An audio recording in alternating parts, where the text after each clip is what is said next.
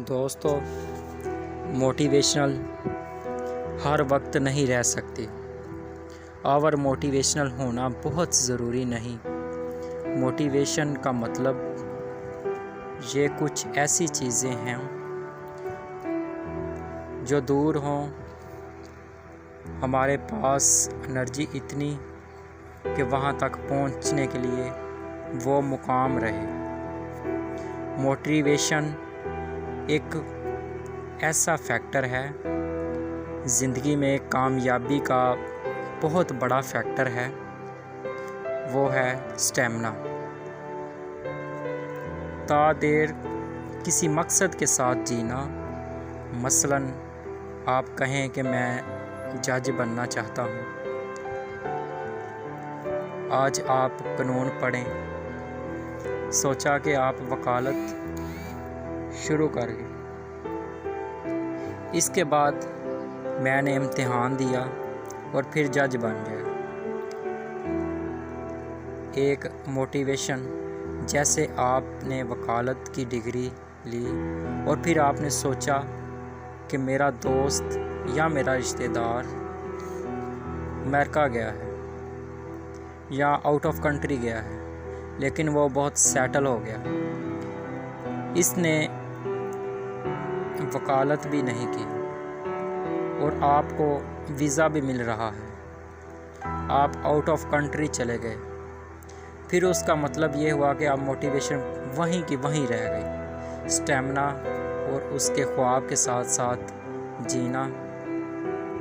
आपने इम्तिहान दिया, आप फेल हो गए, फिर आप डिसहार्ट हो गए, फिर स्टैमिना टूट गया। ज़िंदगी में कामयाब वो लोग होते हैं जो किसी ख्वाब के साथ तादेर रहते हैं। ऐसा नहीं होता कि अक्ल आदमी ही के दुनिया में आती है, अक्ल वक़्त के साथ साथ आती है। तजर्बा, मुशाहदा, हमारी मेंटल एज वो भी वक़्त के साथ साथ बिल्ड होती है। फ़िज़िकल एज हमारी 22 साल है, मेंटली एज हमारी 17 साल है। कई लोगों की मेंटल एज 28 साल है और कई लोग ऑर्गेनिक एज से बहुत बड़े होते हैं। कई लोग अपनी बॉडी एज से बहुत छोटे होते हैं। आपका कमाल ये है कि आपके साथ साथ अपने गोल्स को भी ज़रा डिफ़ाइन करें। सोचें, ये वाकई मेरे लिए असल पैशन है, ये मेरे लिए असल पैशन के साथ साथ मेरे मकसद हयात के साथ मेरी असल ज़िंदगी जिसको मैं खर्च कर रहा हूँ, ये वक़्त के साथ साथ अपग्रेड करना चाहिए। मैं कहता हूँ कि जैसे सेल्फ वूम अपडेट करते हैं, इसी तरह अपने गोल्स को, चीज़ों को अपग्रेड करना चाहिए। हमें वक़्त के साथ साथ सोचना चाहिए कि ये वाकई गोल्स हैं। मुझे अपनी ज़िंदगी को सिर्फ़ करना चाहिए, ये मुझे अपना आप करना चाहिए, मुझे दोबारा ज़िंदगी मिलनी भी नहीं। ये वाकई इतनी सीरियस चीज़ है कि मैं अपनी इस ज़िंदगी ज़र्फ़ कर दूँ। ये ज़िंदगी ज़र्फ़ करना बहुत अहम है। वक़्त के साथ साथ हमें अपग्रेड होना चाहिए। इतनी मोटिवेशन होनी चाहिए कि भाग ना सकें तो चल तो सकते हैं, अगर चल भी ना सके घुटनों के बल चलना शुरू कर दें। कुछ ना कुछ आप चलते रहना चाहिए। मोटिवेशनल मिनिमम है। एक नसीहत एक वक़्त ही एक जगह नहीं होती। जैसे ही आप सिचुएशंस बदल लेते हैं, हमें पता चलता है कि ये नसीहत वहाँ के लिए ठीक थी, नेक्स्ट के लिए ठीक नहीं।